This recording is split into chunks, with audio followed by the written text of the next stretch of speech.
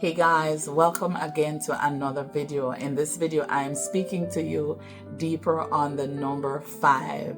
Believe it or not, a few months ago, I had a video on the number 5, and I have deeper revelation for you as it relates to the number 5. So sit back and get ready to learn something. It is very important for us all to know what God is saying to us. Now, number 5, you all know that number 5 represents favor. It represents grace, mercy, goodness, all the good stuff. But did you know that number 5 also represents the lack thereof? So because number 5 is a number that is halfway between 1 and 10, you can be on the good side of number 5, or you can be on the wrong side of number 5. What do I mean? Because it's halfway. So either you are favored, either you have this grace upon you and mercy and goodness, or not. And we see from the Bible where Mephibosheth, he fell when he was 5 years old, and we see the type of life that Mephibosheth lived. He was a nobody. He lived in a place that, just was so fitting to his situation as well.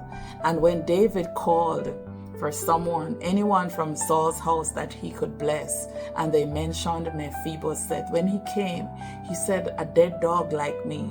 That was how low he saw himself. There was no favor, no grace, no goodness upon his life his whole time until David changed his story, and he got a chance to sit at the king's table and eat at the king's table for the rest of his life. So now favor and grace was now on his side. So you see that either you can be favored or not. How are you tied to the number 5? Were you born on the 5th day of the month, or the 15th, or the 25th? How has your life been?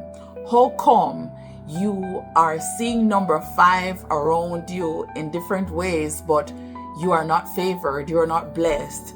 This is why.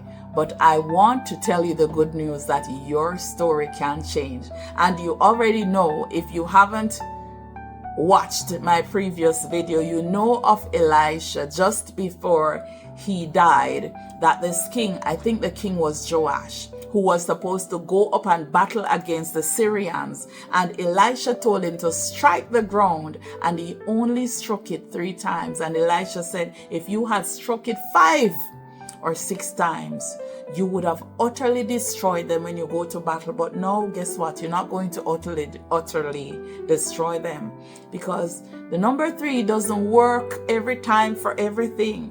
To go up and beat these Syrians and destroy them completely, you need God's favor.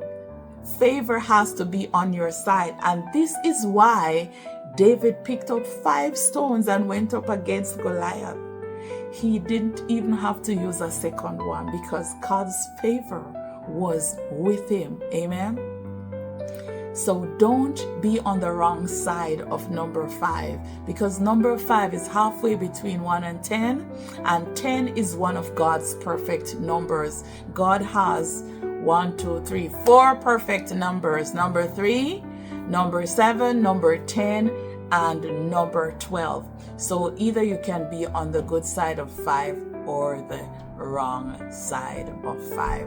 This was why Jesus told them the story of the 5 wise virgins. There were 10 of them, but 5 were wise and 5 were foolish.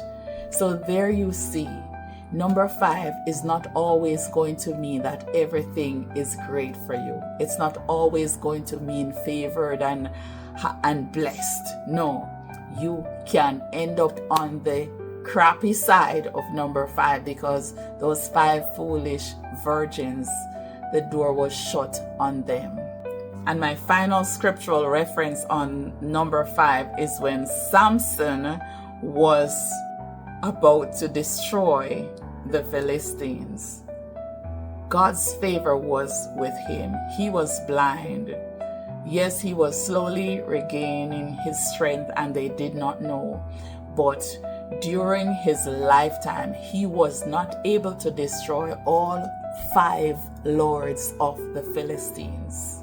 Nobody else was able to destroy them. But the Bible said all the lords were in that place when he pushed those pillars, and everyone that was in there died. So God's favor was with him in that moment. Amen. I pray that you are on the good side of number 5. I pray that there is no topsy-turvy going on in your life with the number 5. I pray that God's favor goes with you and will always go with you. And if you're on the wrong side of number 5, if you feel like you're not favored, if you feel like you're not blessed, check out what's going on in your life. Is there a curse that needs to be broken? Especially if you see that, you were probably born on a 5th day, or born 1985 or 75. You're supposed to be favored. So you have to find out the source of the issue as to what causes you not to be favored, what causes you not to be blessed. And then there are some people, we will hear others share their story of some amazing things that have happened to them, and they say, oh God, I'm truly favored or I'm truly blessed. Some of us, we are looking for those unusual things to occur. But guess what? Some of us are already blessed, but we don't even realize. We're already favored, but we don't even realize what's going to happen with many people that you hear with testimonies like those are people that nothing was happening for them. People who appear to be undeserving of it. God is going to show favor to people like that sometime, because one of the meanings of favor is that you're undeserving of it. So there are some people that are going to have some amazing testimonies and some breakthroughs that you are there praying for. But if you check your life, you will see that God's favor has always been with you.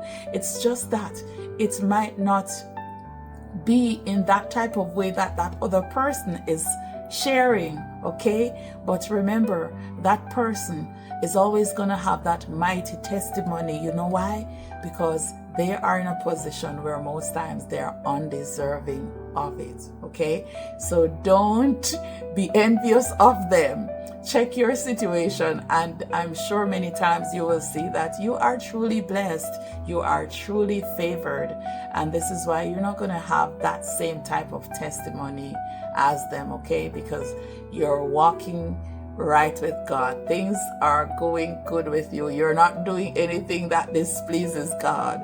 Yes, believe me, many times those mighty testimonies come from people who you and I would say are undeserving of them. But God knows why he does it that way, because he wants them to have a testimony. He wants them to recognize that I am the one God who has done this thing for you. Amen. So that's why God does it that way. Do not be envious of them. Be happy for them. Okay? God bless you. Thank you for listening. I hope that you learned something and that you understand that it's not just about being favored and blessed. You can be on the wrong side of number 5. Do not be like the 5 foolish virgins. Amen. Be on the good side. God bless you, and I'll see you next time. Bye.